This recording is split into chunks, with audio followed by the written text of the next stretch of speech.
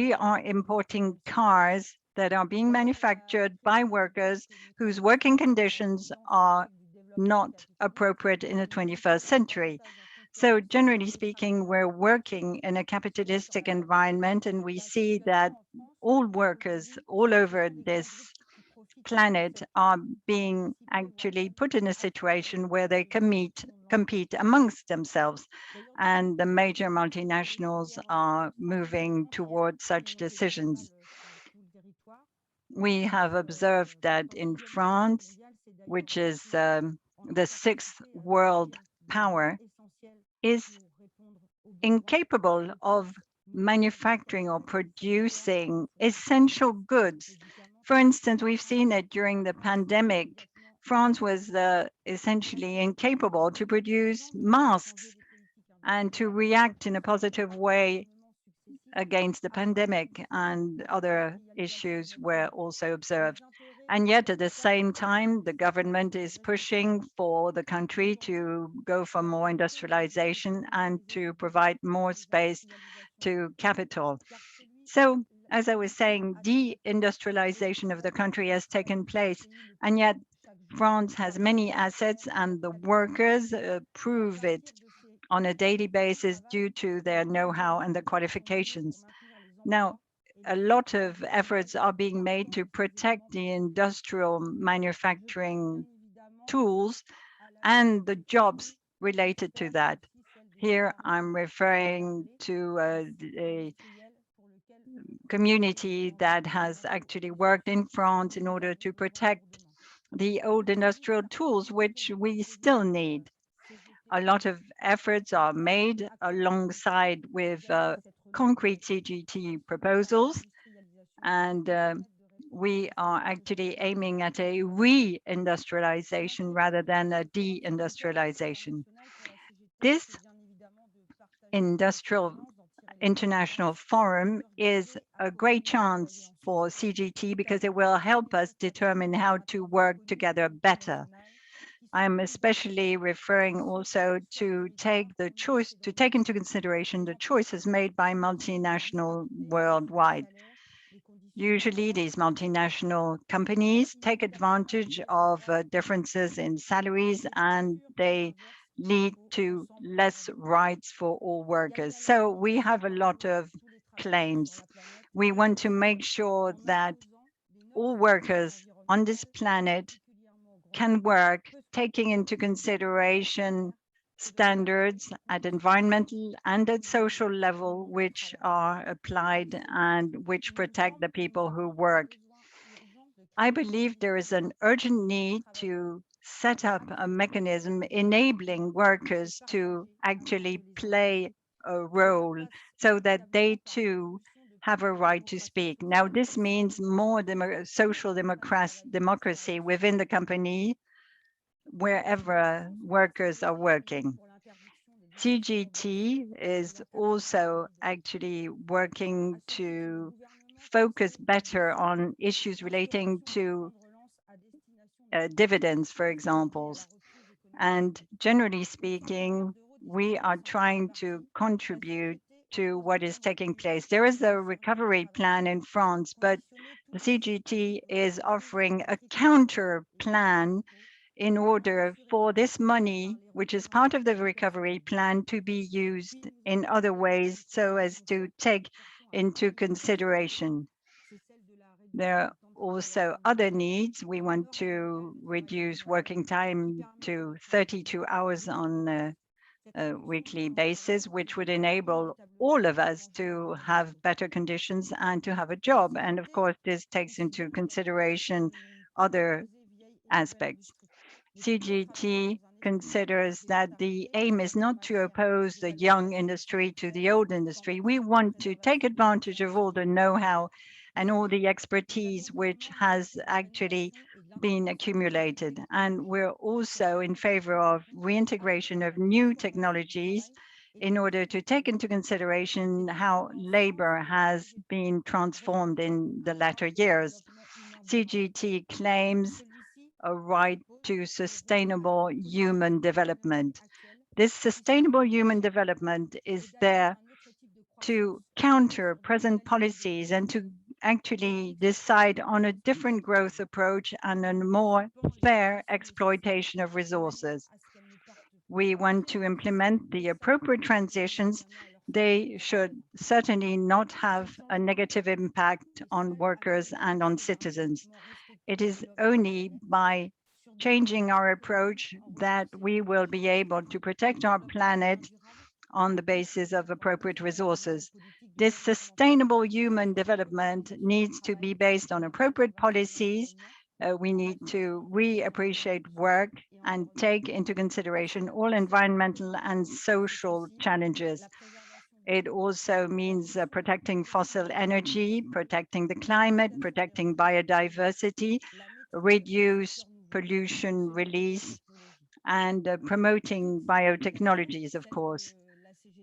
All of this will hopefully be able to be shared, and we hope that this can be done both in Europe and at an international level. It is based on that that we can have a common influence on the strategies chosen by CEOs and the governments. It should be done in the interest of all workers and in the interest of the planet.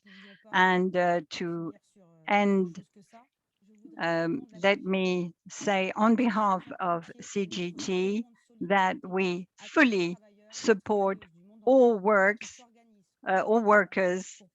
at world level who are trying to be organized for more social and environmental progress. Thank you.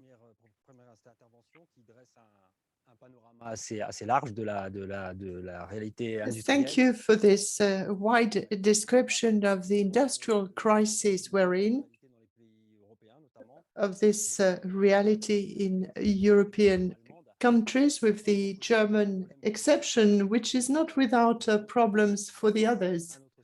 But that's a different subject, which we are not going to open today. But I think that you have defined the problem. Industry, as we know, is going through a crisis.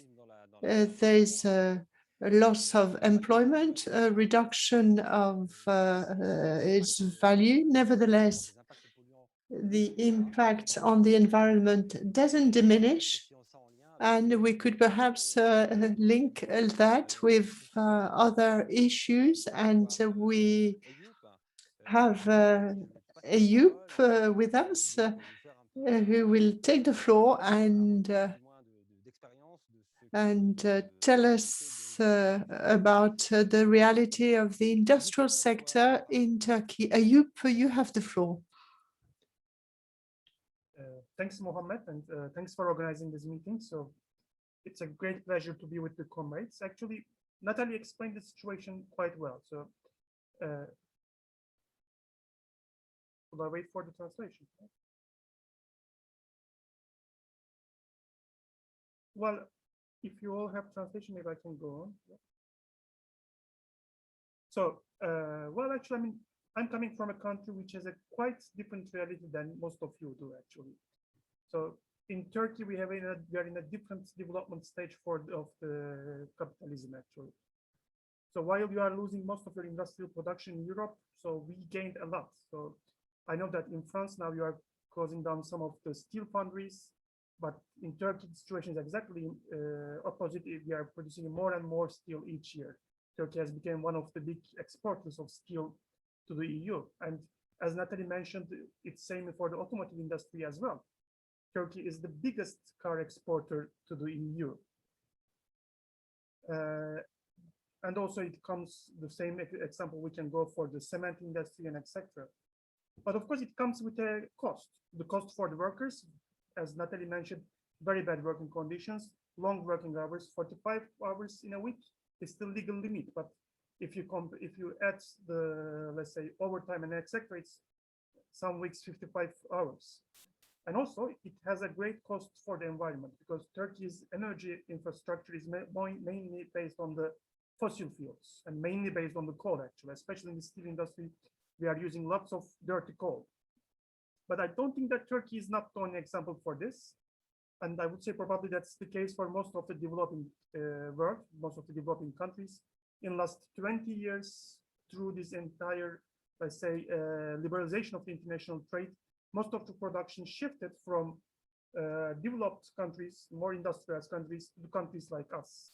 And as a result, CO2 emissions moved with them too.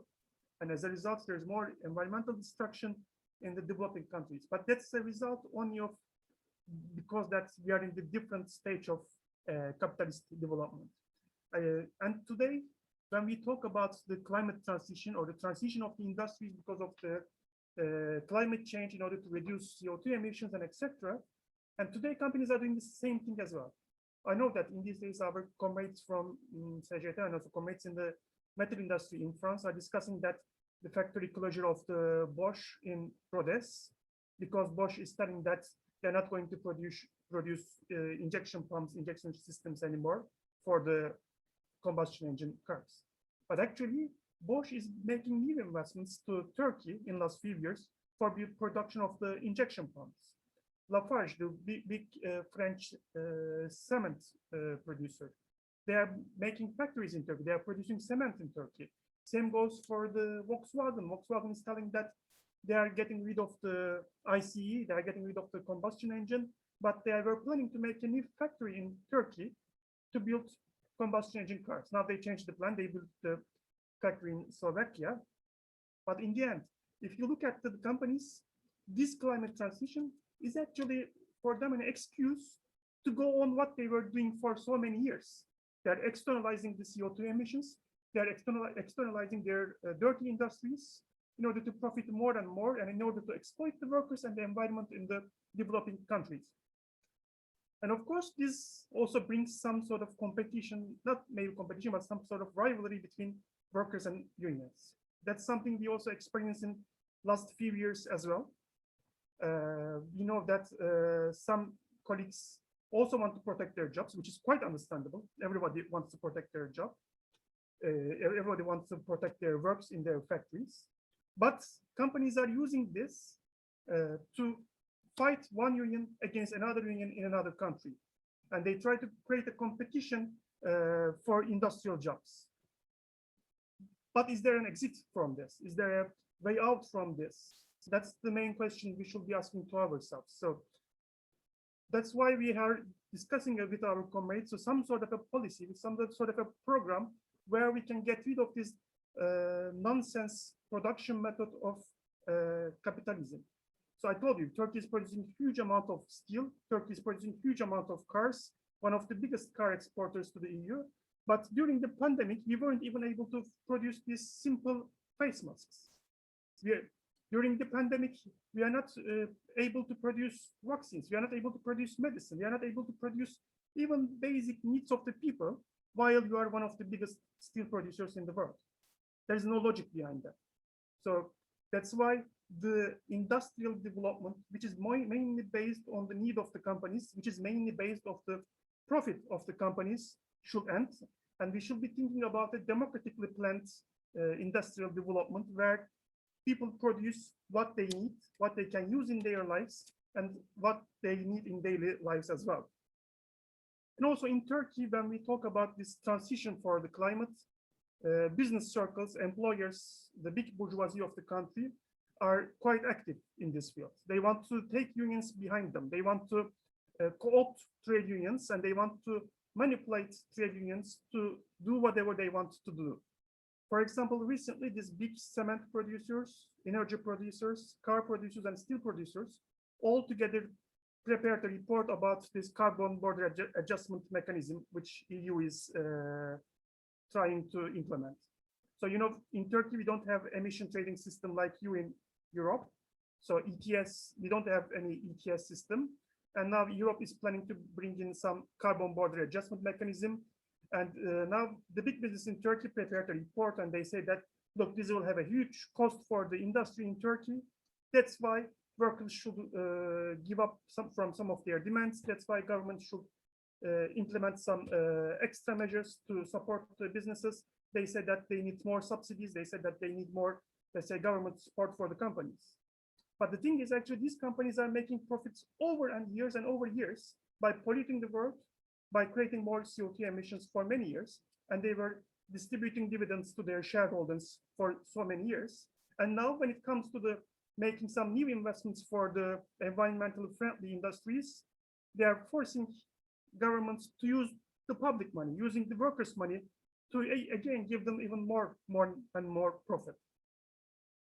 And maybe I will just conclude my words by giving a recent example of how this global industrial development is really nonsense and really crazy. Just a few days ago, we were visiting a factory with our comrades here in the union. So it's an electrical equipment company. So our colleagues there were processing some product which comes from China, and they were processing it in Turkey, and they were sending it back to the China as well. So there is no sense in that. So it creates extra costs, it creates extra pollution, it creates extra CO2 emissions. So that's why we have to understand that there is no way out. There is no green capitalism in this world. So there is no way to get rid of CO2 emissions inside the capitalist development model. So that's why we have to think about a new society where we produce only what we need. So that's what I'm going to say for now. Yeah.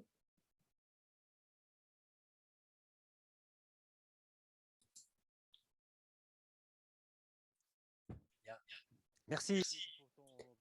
Thank you for this. You really stress some fundamental issues. I took stress two words. You part about what is logical and what is absurd. If we are to look for a logical approach in this system, as workers or citizens, we don't think that this is logical, and we come in something which is really absurd, because this answers the logic of profit, which is not our logic. So to be able to build something within that system, ownership of our industrial sector with our priorities, this seems to be indeed the main question. How can we change the system? How can we make sure that it goes back to the needs of every one of us? Thank you for your experience. It was extremely interesting. Now I'll give the floor to FTQ from Quebec, if you're here. Yes, I'm here, Mohamed. Thank you. Well, thank you very much for organizing this conference, CGT, GLI, Trade Unions for Energy Democracy, Rosa Luxemburg, ALTA Summit, and forgive me if I've forgotten some of you. It really answers a need. I represent a federation of unions, the Federation of Workers from Quebec, 100,000 workers in all these sectors, including the private sector. And how can we make sure that workers feel like mobilizing? Because it is not that obvious, because often we antagonize. There's that contradiction perceived between environment and jobs.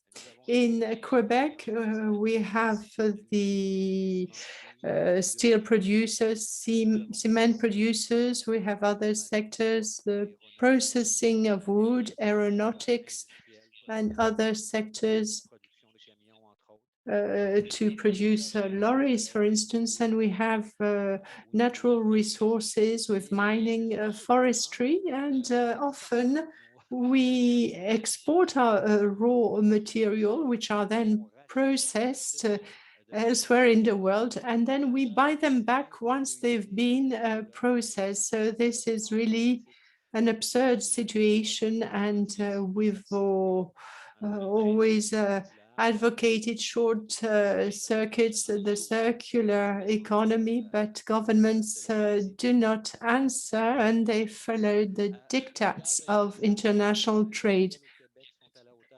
Greenhouse gases in Quebec represent 30%. The first source coming from transport, and unlike other countries, energy is not that bad in our country because most of our energy is due to the hydroelectricity sector with a public company. Until 2014, industry had reduced greenhouse gases, but since then there is an increase of greenhouse gases. Why is that, sir? Mainly because our friends from the employers are reluctant to follow regulation, and they advocated deregulation. We even have a law against regulation in Quebec. But the result is that all public policies, whether federal or provincial, are based on a voluntary approach, which is a failure for the last 20 years. They just take the carrot and there's no stick.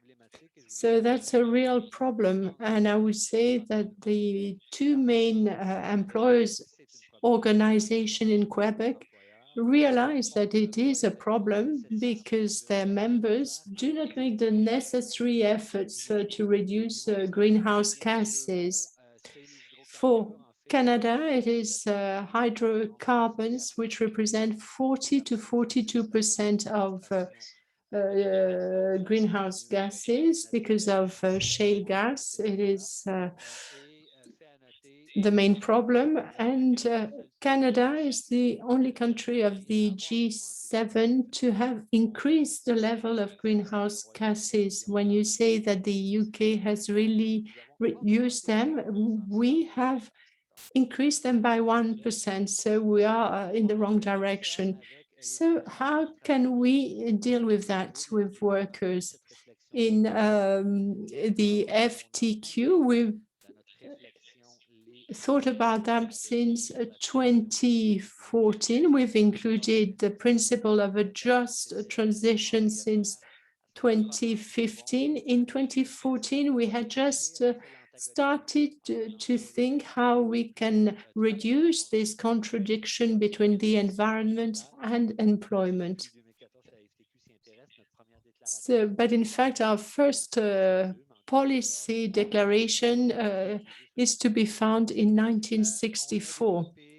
And we have developed a roadmap for just transition, which covers all employment sectors. And we have 4 conditions and 5 stages. I'll tell you about the main steps: before, during, and later. Before, it is important, it is prevention. By any means, we have to mobilize workers. Workers must mobilize for a just transition, otherwise they'll just resist. And we must include all workers. The grassroots must be involved, otherwise we'll just fail. It is the only way to deal with a just transition.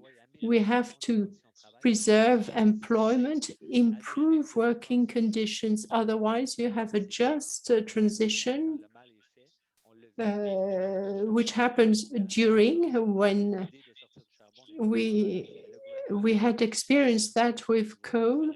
The exit from coal was a good idea, but it was not prepared, and you had a huge social and economic crisis. So you need to have a support plan. In a just transition, we need to have support measures to reduce a loss of employment.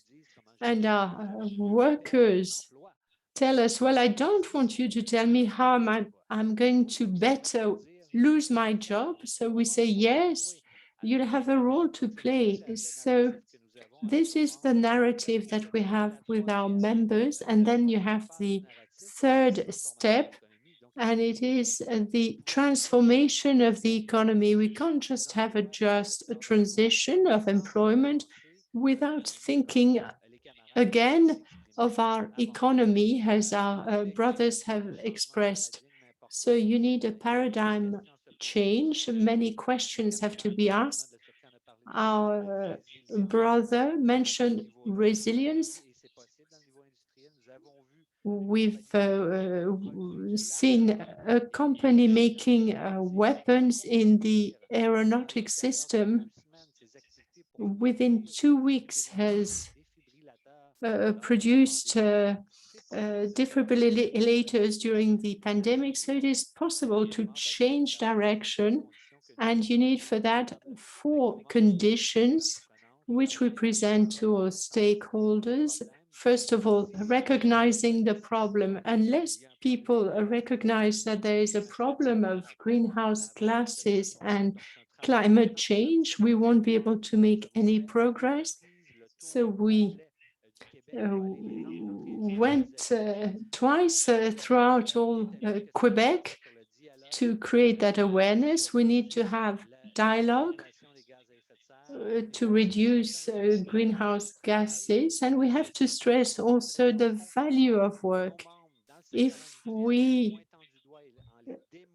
shame our members, particularly in refineries, if we tell them you are part of the problem, you create that climate crisis, they are going to react. They won't be part of the solution. So we must stress the value of work, and we must find the solutions with them so that they are real actors and not just spectators.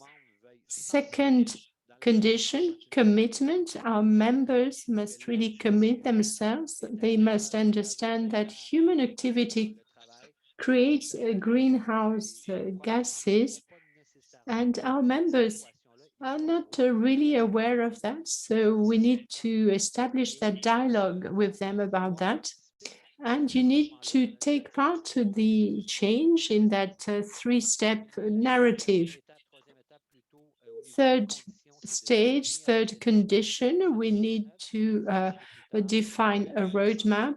And then 4th condition, we need to have something in mind. We must really do the job on the ground as quickly as possible, and results must be clear in the dialogue that we have with our members.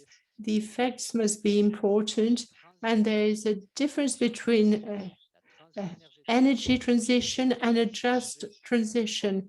The energy transition changes our behavior within companies, but doesn't deal with the human dimension inside and outside the industry. So we need to have this human dimension. We have to work both in energy transition and in a just transition. Thank you very much.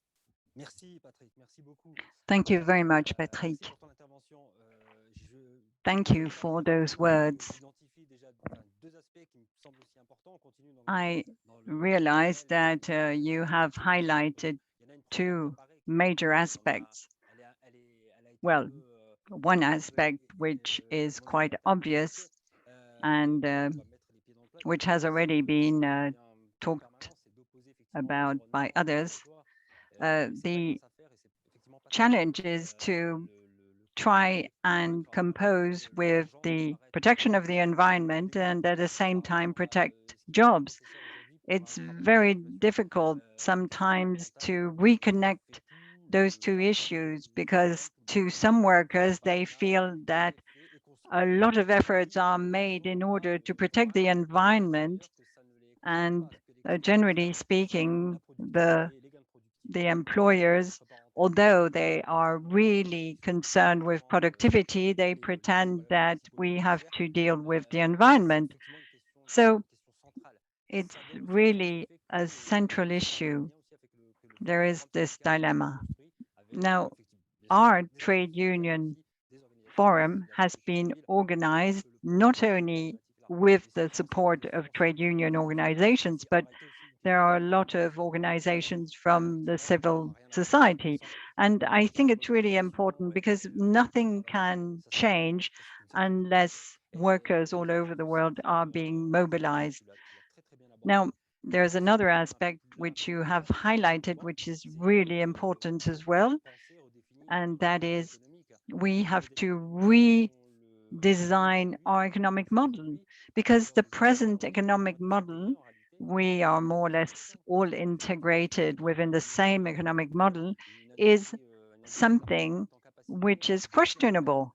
And you have pointed out how in a few weeks only, some factories were able to reconvert into medical supplies, manufacturing plants, etc. It's fantastic.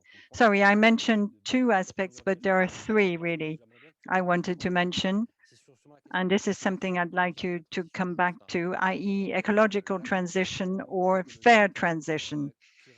You know, this environmental transition, which is a topic which is dealt with by the decision makers. Now, the ecological transition or the fair transition which people are referring to is not necessarily fair from our point of view, and the decisions are made by others. Now, to continue, let me give the floor to a brother from Commission Ouvrière, if he is there. I believe he wanted to take the floor.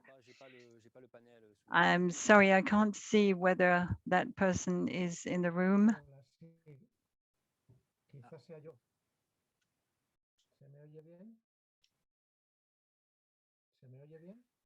Can you hear me? Can you hear me? Très bien. Well, thank you very much. I'm Carlos Martinez from Comisiones Obreras in Spain. And the truth is that I really identify with the analysis that was carried out by the colleagues, especially Natalie, who described the situation in France of the industry. And it seems to me that it's very similar to the situation in Spain. It is an industrial situation connected to globalization, excessive globalization, which attacks or has an impact on the environment, and also an impact on the workers, the quality of work, and so on and so forth. You've explained it all very well. So there's a first line of action there for the unions. There is a need to control that globalization to a greater degree.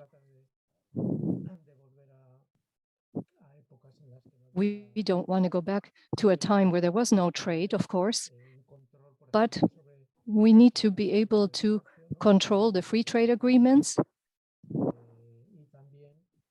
And we also have to create fiscal instruments and tools of some kind to apply to the multinationals against their benefits and their huge transactions on a global level. But I believe that every country must try to maintain and support its national industry. In Spain, we've had the same situation as in France and other countries or industrialized countries. Industry has lost a lot of influence. So in Spain, we have opted for an economy that's based on services. In some areas, in the islands, for example, and the Mediterranean coast, we depend on these kinds of jobs, and that's dangerous. We've also seen it during the COVID crisis. This has hugely affected employment in these areas that I just mentioned. And this, of course, has also happened to all other countries that depend on tourism. So we've realized and we've noticed, and of course we knew this beforehand, but now we've realized that what we need is a different kind of development, not only a production industry, but a national industry. And you've mentioned it before. There we have lost capacity in essential area. For example, medical materials and supplies. So it's basic to develop national industries. And each one has to do that as far as possible, especially when we're talking about basic products and services. Well, it's clear that we need to do that in the area of medical supplies, but energy as well. That is something basic. It's a right, it's a good for citizens.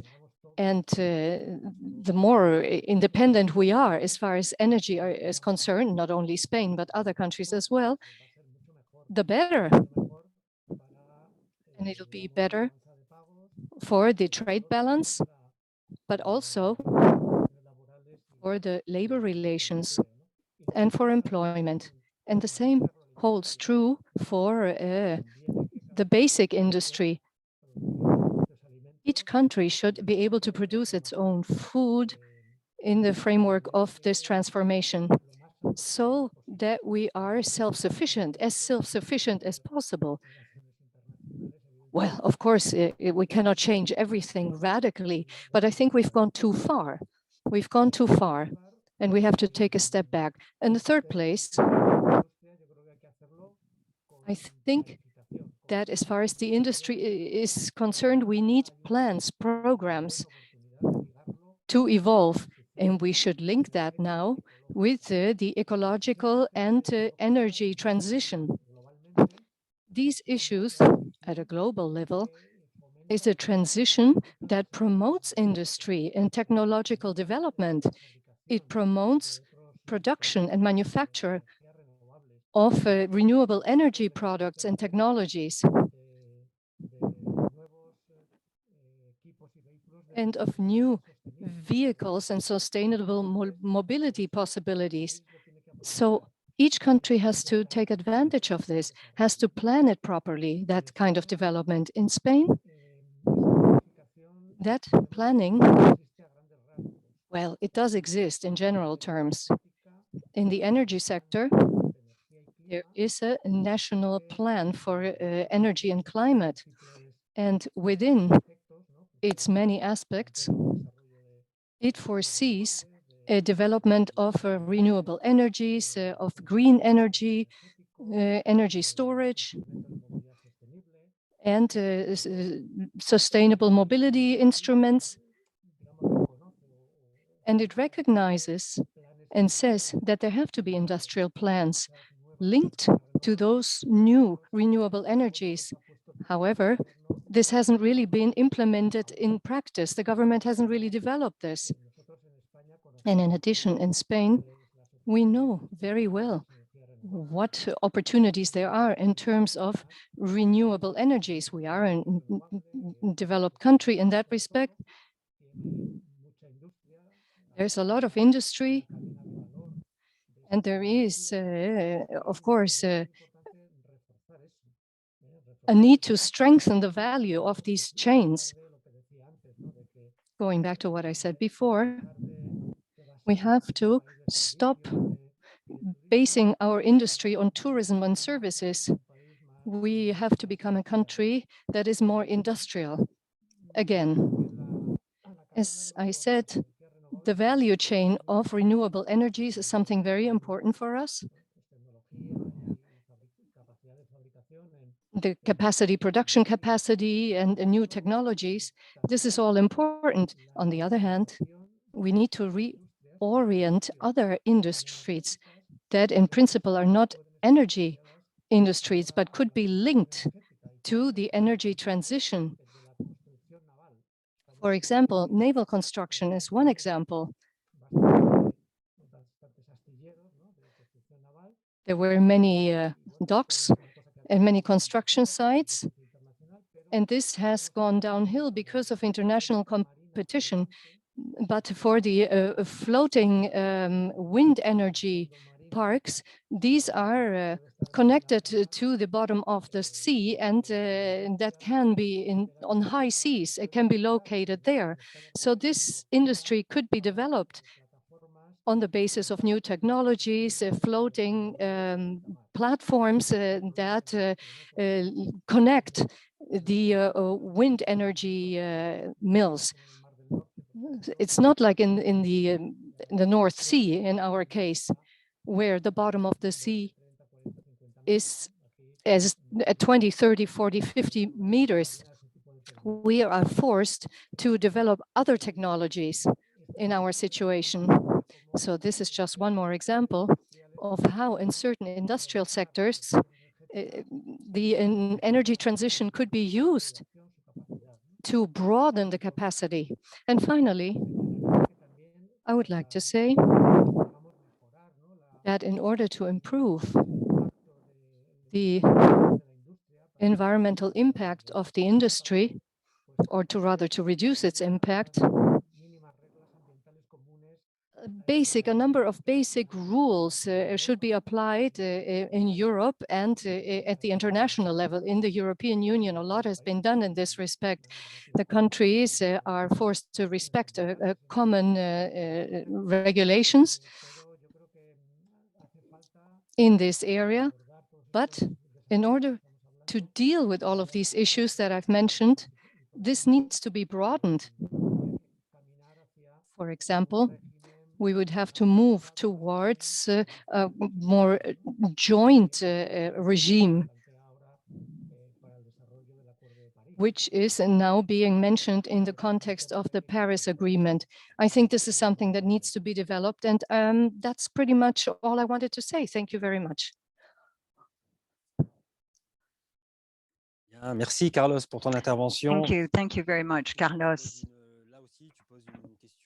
You have raised a very important question, that of globalization, the issue of globalization, and also the fact that at the level of national entities, there are some specialized approaches. And what is important is to make sure that in every country, in every state, in every region, the industry is there to serve the local populations. And you mentioned there is a threat with hyper specialization, and we've seen it during the pandemic, during the crisis. Some weaknesses of the manufacturing industry has made it even worse for some workers. And we are really on the verge of going too far. You know, the logic according, or the rationale according to Ricardo, the specialist, we know that companies will always choose the most profitable solution, not taking into consideration climatic issues, environmental issues, etc. You've highlighted that very well. And then, of course, there's also the fact that workers, or all involved, are made to compete with each other. Okay, on this very chapter, I would like to give the floor to our comrade from Brazil, Kuta.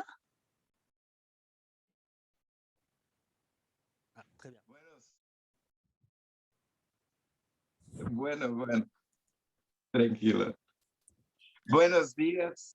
Muchas gracias a todos y todas que están acá. Thank you all for those of you being here with us.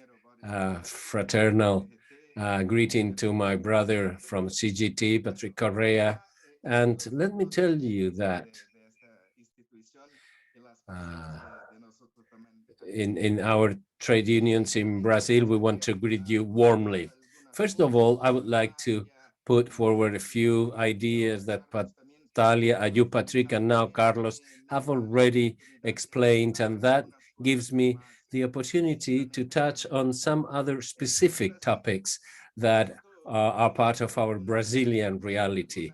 In our country, in Brazil, we're going through several industrial development phases, but whatever the industrial development in Brazil was linked to international capital. So the production industrial development in Brazil was always complementary. It was not autonomous. It always depended on the interest of the huge international transnational capitals of the powers, particularly in Europe and North America. So here in Brazil, the issue of development, of sustainable development is extremely important.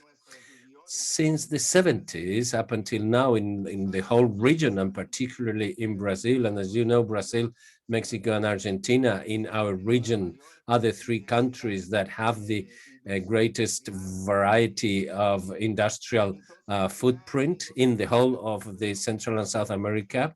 After the 70s, after the Washington processes, after that part of human history, this new model, this process of industrialization was launched without reaching the peak of development that was at the beginning, at the origin of the development plans. So we said that the industrial development in Brazil was never completed. And it was a very short development process. Let's say that it went from the 70s to the end of the 90s, up until the beginning of the 21st century. We used to have an idea in Brazil that the best industrial policy was not to have an industrial policy. That was a consensus that comes from the military dictatorship, going through the democratization processes based on the imperialism that we suffered from. And this starts changing with the democratic and popular governments that we have at the beginning of the 21st century. And as you very well know, Brazil and our region was one of the countries in our region that was able to better develop sustainable energy sector, like wind energy sector, hydro sector. So we managed to reduce the level of emissions of greenhouse emissions, gases emissions, and that was the beginning of the process that was thought as a long-term process. But this long-term process suffered a slap in the face after the institutional coup that the country suffered in 2015 and 2016, a new political scene that completely modified our industrial policy. Up until then, the workers had a say in the decisions, the government's decision on the industry development. One of the processes that was launched during this period was a new program of innovation that year by year the change, the shift in the industry had to be updated, and every year we should consume less fossil fuels and more electricity. So that was a long-term plan, very well thought of, and it was interrupted with the military, this dictatorship, this coup that we suffered in 2015, and the transition towards this government that is a fascist government that we have in Brazil. This has displaced the national industry. Workers have lost their rights, their employments. They are no longer part of the regional and national councils for the just energy transition. And something that you used to do in other countries, in other parts of the world, that was a process that we started in Brazil and that was suddenly stopped, halted because of this new political environment. So what we have now is a highly polluting industry sector, and we have to carry out a reflection as an international working class of what do we do against this, because at this very moment we're talking about this, there is still the negotiation of the European Union with Mercosur. Unfortunately, we were able to get access to the information. Some of our brothers and sisters were part of the negotiating groups, and the representatives from the European Union are saying, yeah, please be aware of this. Bolsonaro is going to respect the environment, and we're going to continue with our trade agreement. This is completely irrational, completely out of the reality that we have in Brazil today. So these geopolitical issues are very important and are hindering the sustainable development of our country. Because if we look at the Amazonian situation, what are the huge polluters in the Amazonian basin?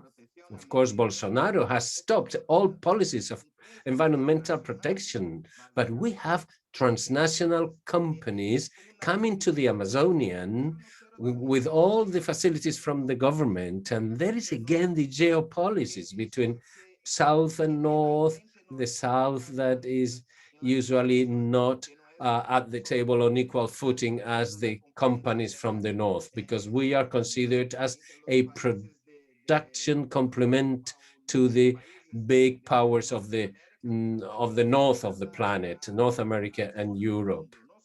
So the whole south of the world is just a complement for the north. And this is something that is historical. We have to deal with all this dirty, precarious production, and then they use all of this to gain advantage again in their profit-looking policies. So it is very important to understand energy transition and ecological and environmental transition in the context of this geopolitical situation. And let me now conclude my intervention by saying that we need to reflect together with you on what is the new energy 2.0. We understand we have a very worrisome situation. On the one hand, that the IT development is going to be the solution to all the problems and of humankind. So we need to develop northern countries because IT will be the solution to everything. But still, the exploitation of natural resources are being exploited in these countries in the south. And we are talking about, for instance, the situation in Bolivia. They said they supported the coup in Bolivia. Now we have the situation in Peru with the situation or the situation in Colombia with the poor people in the streets, and you see Uruguay and Argentina, these huge masses of poverty. So the geopolitical analysis of how the natural resources in the South are being exploited and how we need to change this and give autonomy to the countries with a real solidarity of the working class of the world. Because if we are exploited in the South, let me tell you, you will be exploited in the North exactly the same way, at the same level, in the same direction. So along that lines, and to conclude, let me say that it is extremely important that we have an open and frank discussion on the global supply chains, and that we have a lot of global agreements.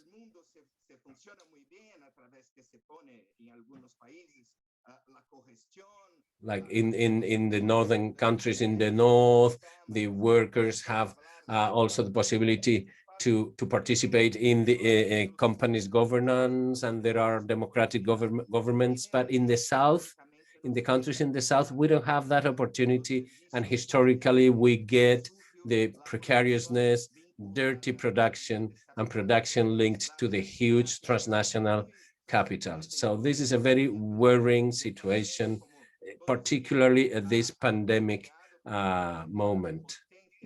We don't have the necessary capacity to produce the oxygen, the masks, and everything that we need.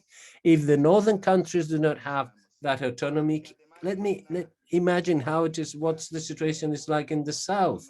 So this is, and with such a monster policy that we have, with a president that is really refusing to accept that we are in the middle of a pandemic. So we were out of oxygen in Brazil. We didn't have the basic needs that we are exporting to the north, and we are lacking here. So this is a common reflection that we need to carry out together on the real role of the internationalization of the fight of the working class with solidarity actions. Thank you very much.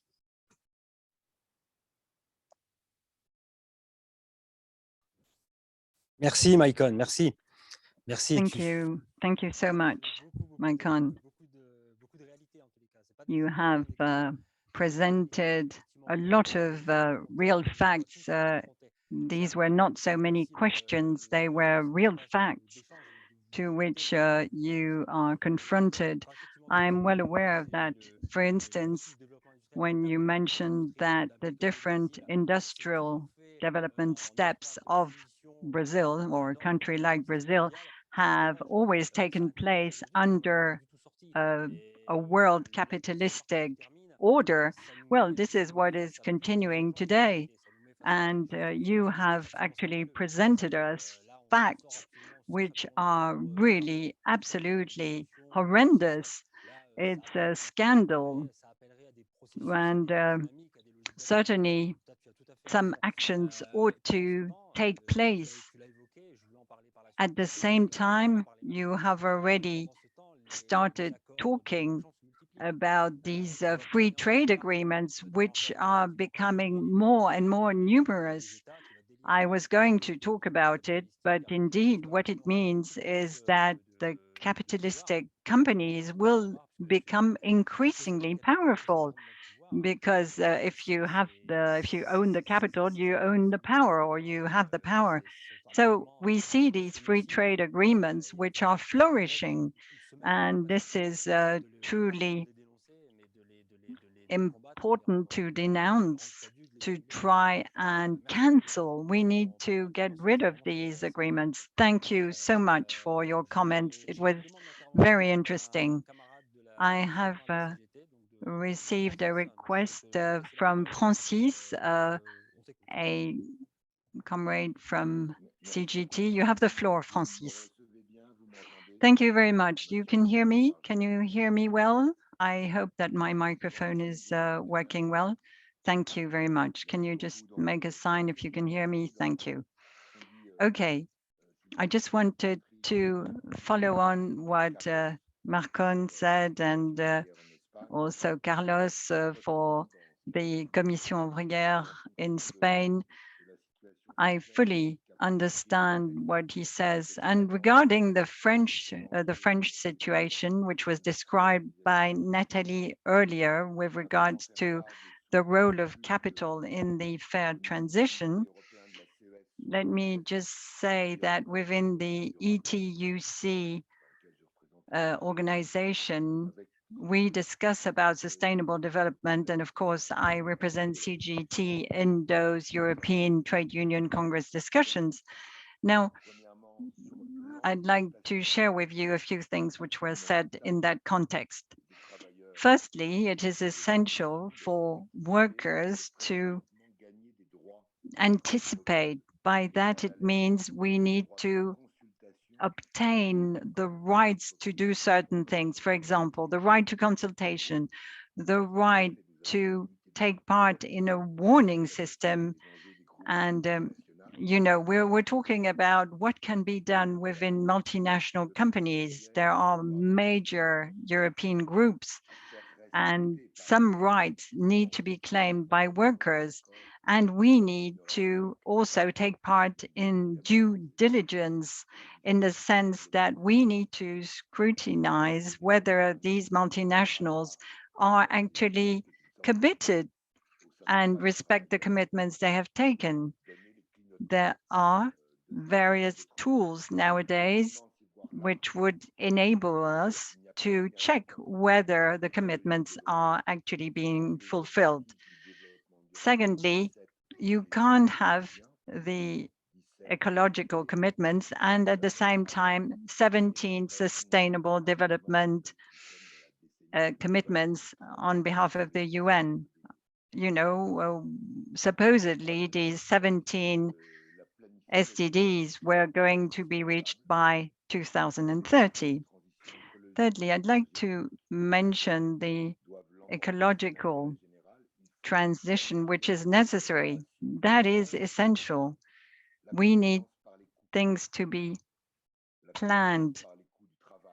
Avoid competition based on costs, competition based on taxes, competition based on the environment, and more specifically, the countries which may not protect the environment in the same way. So we certainly need to actually have the right weapons and fight with the necessary tools. We want to fight in favor of employment at a local level, local employment which guarantees social rights. We have to realize that it is by working at a local level that we can show our solidarity with the whole world. Then renewable energy, electricity through solar or wind farm, you know, only 6% of the equipment is real tools. The rest is essentially maintenance. So we have to have a wider view. Now, the French carbon footprint is 1.7 times more important in France than the greenhouse gases, 1.7 times more important than the greenhouse gases. In other words, essentially, the true emissions are linked to the products we import from other countries, and the carbon footprint is 1.7 times more important than the true emissions taking place in France because the industry has evaporated, it's gone. The industry represents 14% of added value to the GDP in France only. Now, a fourth type of proposals in the field of funding and tax policies, and this is something which has already been discussed, if I understand correctly. Yes, CGT is in favor for a tax which should be indexed on the carbon footprint. The idea being to put an end to competition based on costs.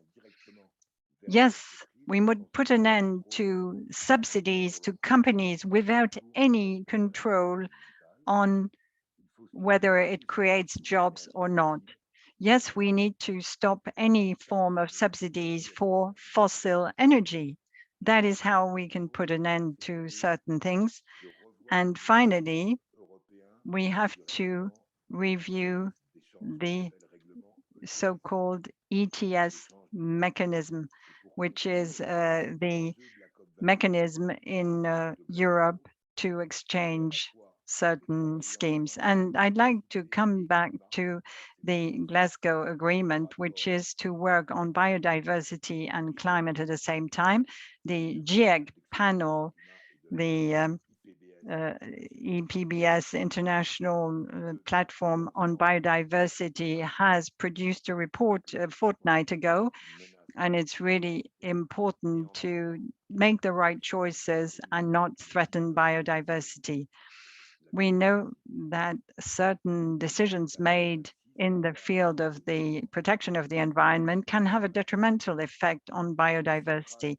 And therefore, the next COP meeting will be very important to workers such as we are, because it will discuss the possibility or the mechanisms enabling for certain emission quotas to be traded. This is the follow-up on the Kyoto Protocol. We know that the Climate Convention from 1992 had foreseen some possibilities for a mechanism to exchange those emission quotas. Well, now in 2021, we have to be very careful as to these world mechanisms to exchange emission permits, because otherwise we'll witness carbon leaks and an increase of unemployment, and that will be true in all our countries. I'm terribly sorry for having spoken so long. Thank you very much, Francis. As a matter of fact, because you have dealt with a number of issues already, it will enable us to go on. It's not only a technical issue regarding to these ETS mechanisms which are being traded. We know there's a highly cynical approach on behalf of certain actors, certain players. Now I can see that a lot of time has already gone by. Let us see how we can try and make proposals. What about world industrial policies that could be put forward based on the overall production at world level? What can we do? Can we use certain tools? Can they serve as a point of leverage? Let us not forget we are in a period of transition. Eco-designing, industrial eco-designing is also a very important issue. How can we discuss this with workers so that we develop a manufacturing process which is actually compliant with the social standards, with the environmental standards? And another item which you have referred to, Francis, the tax policies. What about the funding? How can the funding be organized? Now, obviously, all of this is intertwined. Now, possibly we could have a further panel discussion. I believe that quite a few people have already taken the floor, but you can continue requesting the floor. Let us see what kind of solutions we can come up with in order to go towards a new world industrial policy. So let me give the floor to Patrick once again. Thank you. Maybe I could give the floor to my comrade Guillaume from Quebec. I do realize that we have little time. Let me give the floor to Guillaume. Yes, and if there is time at a later stage, I might come in again. Thank you, but let me give the floor to Guillaume. I've already spoken long. Hello, and thank you very much, Patrick, for giving me the floor. Regarding industrial transformation, there are two different approaches. One aspect is linked to obtaining the components you need to manufacture, to produce. A lot of non-finished products are being further processed in certain countries, in northern countries, but a lot of the components arrive from other countries. So the supply chain does come with quite some difficulties, because very often the raw materials travel over long distances. And at the same time, we have the same raw materials in our own country sometimes, but we have those raw materials coming from elsewhere. And once again, it is profitability, which is the master word. Obviously, the supply chain depends on the cost of workforce, the cost of the raw materials, and environmental considerations are left aside very often. So I believe that is an area where something can be done. Now, it can only be done through environmental legislation, or possibly in imposing certain obligations to companies. It would mean educating both the employers, but also the trade union workers, because this approach is actually negative for themselves, but also for workers and for absolutely all citizens. And in the long term, it is not acceptable nor feasible. Now, generally speaking, very often objects and products are manufactured, but there is no sort of consideration regarding how these goods will eventually be recycled. So it's really important to analyze all the components that come into the making of a product, into the manufacturing. This is really something which has to be reflected upon upstream before a product is manufactured. I've also thought about 5 important aspects to make sure that any industrial policy is more respectful of the environment. We need to define criteria to make sure that industrial policy is actually based on the user friendliness regarding to the environment. So we're looking for more consistency, for more investment in environmental policies. We need to have the right tools to adapt to changes in the future. We know that people will find themselves in difficult situations. They will actually experience precarity. They will be submitted to certain policies that are negative from the point of view of the environment. And generally speaking, collective interests, we need to be one of the top priorities, and trade unions have the obligation of reminding decision makers that the collective goal is really one of the most important aspects. I think that's really important for trade union organizations to recall it at international level also.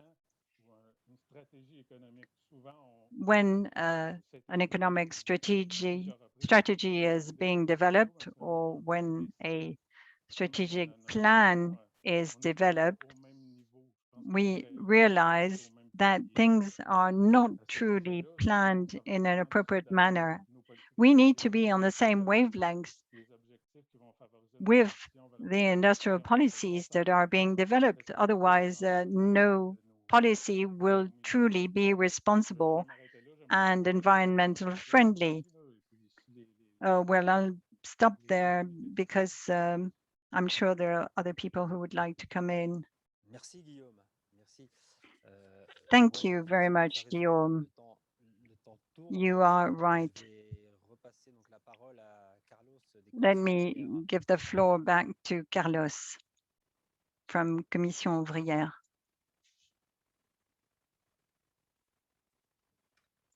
Bueno, prefiero intervenir después. I would actually prefer to speak later, if you don't mind. prochain, donc c'est Eyup. Eupa, entonces. Hola, yo, sí. Bueno, gracias por los comentarios. Sí, en relación a lo que estamos haciendo y que los plantean Thank eso. you so much for having said what you did. We need to find a space where we can organize us with an effective solidarity. We have a lot of possibilities. Many unions, you name them. We have all the large European unions in this fight that tries to regulate the supply chain in general. And bearing in mind, of course, the Southern Union movements, one of the things that we will do or we're thinking about doing in Brazil, and our legislation does not allow us to create national unions. Well, this was done in order to weaken the working classes, but today, and like other international unions, within the strategies in this field, we're trying to bring together all the different industrial branches coming together. And we're thinking about a process of joining up a number of branches to strengthen union activities, because there's no other possibility in such a fragmented sector. Here in Brazil, having a union for the textile sector, car sector, and so on and so forth. So what we need is an industrial organization that brings everything together and is strong enough. And of course, the working classes should be able to influence directly this union movement, and not only in the factory level, but also in the area of the country and the areas in just transition, in energy, and so on and so forth. So here, one of the things that we are doing or have been doing lately is to bring together unions to create a single organization. And of course, in that respect, to grow our activities at the international level to be able to find support and solidarity. This has been so important in the development of Brazil's working organization. As you know, the solidarity of unions and democratic popular leftist groups in the world. In Brazil, things did not develop in the same way. It is truly a pleasure to be here with you, and let's keep on fighting, going for victory.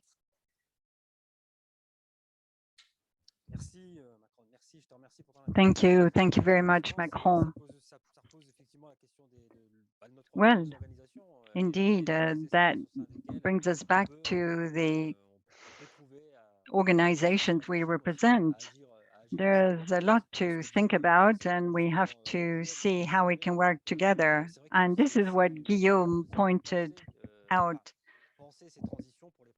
It's indeed really important to organize the transitions and see what we can do in advance, how we can anticipate, because all these realities are going to come true, and we have to highlight the difficulties we might encounter in the future.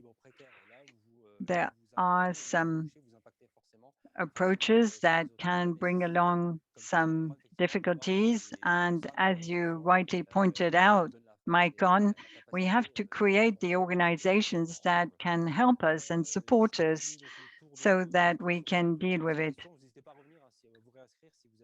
Well, you can request the floor if you wish to come back. I will now give the floor to Eyüp. Go ahead. Well, I mean, as you mentioned, we are in a period of transition. Now we are in a period of transition. But the question is, what kind of transition? Now everybody talks about just transition in these days. Even the bourgeoisie talks about just transition, but I think it's just an empty notifier. So I mean, it doesn't have any real meaning in it. So everybody talks about a different thing when they talk about just transition. So what we are experiencing right now is that I think there are two possibilities. So there's the transition of the bourgeoisie and the transition of the working class. I mean, transition for working class and transition for bourgeoisie. So what do I mean with that? So today, if you look at the solutions they are putting forward to us, that let's say closing down of the coal mines or closing down of the, let's say, internal combustion engine production sites, closing down of the traditional steel production, of course. I mean, of course, we have to get rid of all these dirty industries. But what are we going to replace them with? So that's the question we should be dealing with. If you ask the bourgeoisie what's their response, they are saying that, well, everything will be okay if you just go to some job trainings, if you get some new skills and etc. Actually, that's a lie. Just a few weeks ago, there was a news in the newspapers. They were telling that in Turkey, there's 1.5 million unemployed university graduates. Training and the skills are important, of course. Of course, industry is changing. Nobody denies that. So there is a new technology. I mean, the fact that we are having this meeting with this computers in front of us shows that there is new technologies in the world. But training itself is not a solution for the unemployment created by this ecological transition. We should be thinking about other ways. That's why whenever there is a, let's say, closure of a coal mine, you see the clash between the mine workers. Yeah, you will see a clash between the mine workers and the ecology movement, or you will see the clash between the industrial workers and the ecology movement. This is not necessary to happen. We should find a way to engage the working class into the fight for just ecological transition, an ecological and social transition. So one way to do is to include the demands of the labor movement inside the ecological demands, like working time reduction, where we can create full employment for everyone by radically cutting the working time. As we said in the start, in Turkey, we work for 45 hours. So if you work 45 hours, and in the end, of course, there will be some unemployment when you get rid of some dirty industries.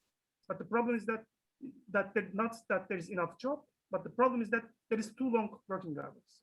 So we need to find some demands which will unite working class against this ecologically destructive capitalism, and which will create links between the ecological movement and the working class. And one other demand we are discussing with our committee is some kind of a global taxation of dirty companies, the global taxation of the companies, fossil fuel companies like Shell, ExxonMobil, or the others. They are using the resources of this world to make profits for hundreds of years. And they were exploiting our world, and they were exploiting our lives, and they were exploiting our labor for so many years. Now it's time for them to pay for it from their own wealth. So that's why we need some kind of a global taxation. So I remember those days when there was this discussions about the globalization movement. At that time, people were talking about this Tobin tax, the tax on the international financial movements. So, and then I guess in France that they created this movement called Attack based on this Tobin tax. And today, I think the labor movement and ecological movement jointly should think about a new kind of tax, new kind of global taxation, which will also help developing countries to build their livelihoods, to build themselves a more sustainable industry, which also will punish the companies who are polluting the world for so many years. As a summary, what I can say is that today we see the clash between the labor movement and ecology movement in many cases. It's only because that there is one kind of transition program. This is the bourgeois transition program. It doesn't have to be like this. If we unite the daily demands and the daily needs of the working class with the need to change the way we live and to change the way we produce, then we can only succeed. And any ecological movement which fights with the working class is doomed to fail, actually. You cannot succeed without the support of the working class. And the way to get the support of the working class is to understand their daily needs and implement or include their daily needs into the daily demands of the ecology movement.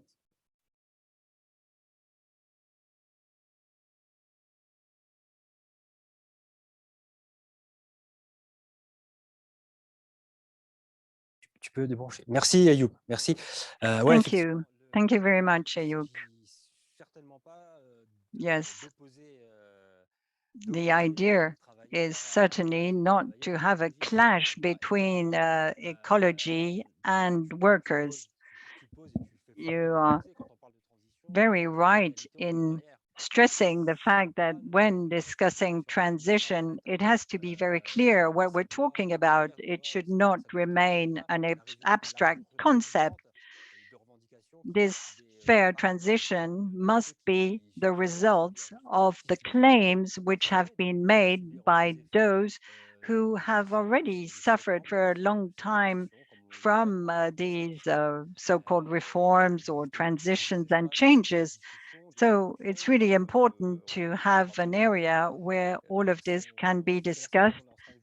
And this week is precisely devoted to all these issues. And this is what we're talking about because we need it. We really need it. So I can only agree with you.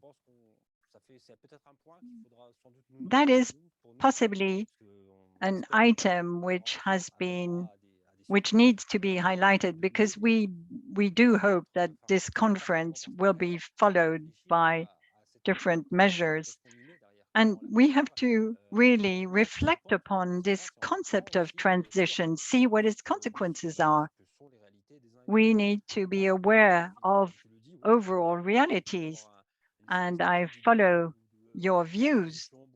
You can't just have this concept of transition, fair transition, which is a bourgeois concept. And as a matter of fact, it doesn't truly have an impact. It doesn't really address the problems which some are confronted with. Okay, let us continue our discussion. Let me give the floor to Nathalie now. I found this discussion so far extremely interesting, and I fully agree in saying that this is something we have to build together collectively. Now, based on what was said this afternoon, I believe we share something, and that is the need to anticipate. How can we make sure that the ecological needs, the ecological rights will be defended in such a way that it's also profitable to the workers? We all want to create more jobs in the different countries. We want to make sure that working conditions are actually improved everywhere, that standards are better implemented, because generally speaking, multinational companies are dictating the rules. So we want to make sure that our rationale is helping workers and not the needs of multinationals. So I come back to anticipation. I believe it's a very interesting concept. And some have mentioned the fact that in some companies, it was possible to reconvert very quickly following the pandemic, for instance, and the production tools can be adapted. And we need to see what can be done, not only in this very area, but in other areas too. I'm thinking of industries which have a major ecological impact and which also have an impact on human conditions. I also like the fact that some have said that workers need to be aware that they are part of the solution. that they can take part in this anticipatory process. And there's one lever which is important, and that is to impose social standards to multinational companies. And then the vocational training is also very important. That's an important tool. And finally, following the discussions we've had, there is this plan of creating a world corporation plan. And my take back from this is that there are social and environmental aspects, but we as trade union organizations, we are there to create the right conditions for anticipation. Thank you. Tu fais une première approche conclusive. So it is a first tentative conclusion, and I think we'll all agree. Two hands are raised, Guillaume and Patrick. Choose the order you want. Patrick first. I would like to stress another aspect which we had discussed in the working group, the bourgeois aspect and the difference between energy transition and just transition. And I'm going to stress the role of investors, of finance. Just transition as opposed to an energy transition. Well, energy transition is inevitable and it will just change the methods of production, whereas a just transition aims at involving all those who are going to be impacted by climate change, and they want to involve them. So that's the difference. And the longer it takes, the more unfair it will be, because the worse the crisis will be and the worse the decisions which the governments will have to take, and at the expense of workers. For the financing, we are in a capitalistic society. We have investors. Finance does play a huge role. So how do we go about it in Quebec? In Quebec and Canada, we have the conditionality for public financing. We have a lot of campaigns for the money to be given to some sectors. Shouldn't be just used to relaunch some activities for the benefit of shareholders, but we want them to deal with the climate issue. So we need to have this conditionality for the financing of industry. It is absurd to have billions in Canada sent to the petrol industry without asking for anything in exchange. And apart from telling them you have to reduce greenhouse gases, and they said, well, we've done it with carbon capture. And in the meantime, you have 400,000 workers in the petrol industry and their jobs are on the line. So we need to have that conditionality. Companies can't get public subsidies without some conditionality. The role of investors must be clear. Of course, we have the environmental, social, and governance criteria, but we need concrete plans included in the eco-conditionality, and this mustn't just be eco-washing.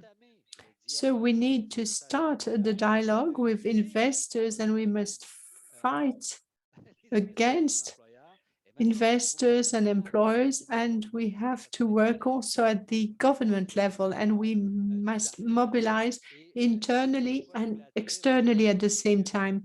And I would like to draw your attention to the following fact. We mustn't just remain conceptual. We must be on the ground And we must try and work on this transformation on the ground. Where do we want to get?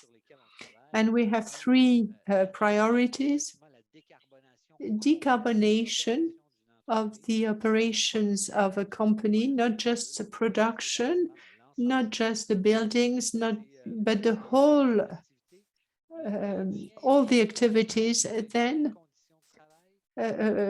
maintaining the work conditions, and above all, we've talked a lot as though we just had figures. Well, we say it doesn't matter, some jobs will be lost, other jobs will be created. So we need to have an equal access to such new jobs. This has to be raised, and it affects all the industrial sectors. And then how can we improve our communities, for our communities to take ownership and to decide the economy which they want on the basis of their needs and not just on profits. And for pension funds, it is something we have to work on. It becomes more and more important in Quebec. And it's funny because this afternoon at the FTQ, we have a workshop on shareholders' activism with our environmental organizations. We want to create a movement to fight as shareholders in our pension funds, in our financial institutions. How can we organize a dialogue with employers on that subject? And how can we mobilize to have resolutions which would have a real impact, resolutions about our pension funds, to make the difference? It is absurd for us to invest money, for those of us who are lucky enough to be investing, and for that money to be directed against the environment. And this is perhaps a new union front where we could get a better coordination at the world level. I give the floor to Guillaume. I'll try and be brief to give time to very brief because Carlos. I would like I've Carlos listened to have some time to you speak as well. about a common front of solidarity, international solidarity. I realized that we spoke depending about on the industrial activities, fragmentation. Companies try and reduce cost. We have some different governments approaches. Have also they think that they respect their environmental commitments, but in fact, polluting activities are just delocalized. Industries in the north lose their know-how, and the environmental issues are just transferred elsewhere. So it is important to have a real international solidarity, because it creates an incomplete industrial diversity, and there is nothing left in the north. So if we want to have a just transition, if we want to have short circuits, we have to cover the whole cycle, which is not possible with fragmentation. So I think that there is a real need for support for an international common front for support from the north to the south, as well as from the south to the north. Thank you, Guillaume. I now give the floor to Carlos, and he will be the last to take the floor. Yes, well, throughout this session, we've talked about many things, and there are very general points of view. We've talked about how to transform, how to change industrial productions, what we produce, how we produce, and there should be a more local production, and so on and so forth. But we should also talk about how much we produce, because There is a debate here in Spain, probably in other places as well, about the importance of moderating and reducing consumption, energy consumption, material consumption, mobility consumption, what have you, consumption of certain goods in the industrial countries. In some of them, we've gone beyond what's reasonable. I'm talking about Western countries and not the Southern countries. I'm not telling them not to consume because they already consume very little. However, there is a debate about this issue in Spain, for example, about energy transition. And referring to this issue precisely. So transition doesn't just mean changing the type of energy, fossil to sustainable, but also we need to talk about managing better or better managing the demand and the consumption, energy consumption, because otherwise there won't be any materials, resources are disappearing. And these are resources that the Western countries are exploiting in the Southern Hemisphere. So this is another debate. Of course, we won't have enough time to handle that today, but it is something that we have to remember and bear in mind when we talk about general union issues and what interests us. Merci, Carlos. Et écoutez, donc on touche Thank you à la very much, Carlos. We're now reaching the end of this panel discussion. Time flew. I mean, we realized that a lot of things are changing. We are hoping to make things less abstract, to try and create new conditions. But in order to create new conditions, you need to know what's going on. Some people that the globalization infrastructure needs to be rechanged. We need to actually take over the industrial tool. We need to have control over these tools. Now, I cannot draw some conclusions based on everything that has been said. It was so multifaceted. It was really very interesting. There were lots of different views. Some of you expressed what needs to be done. I hope that this is only a first step, that this is only a first meeting, whether from ACUT in Brazil, whether from FTQ in Quebec, or whether from DISC in Turkey. It was really interesting to have this very different approach, and it enables us to understand the realities better. And this is really good because we are not antagonistic. We want to work together and build something together. Thank you all for your participation. Thank you for your different views. The interpreters are being thanked by the speakers.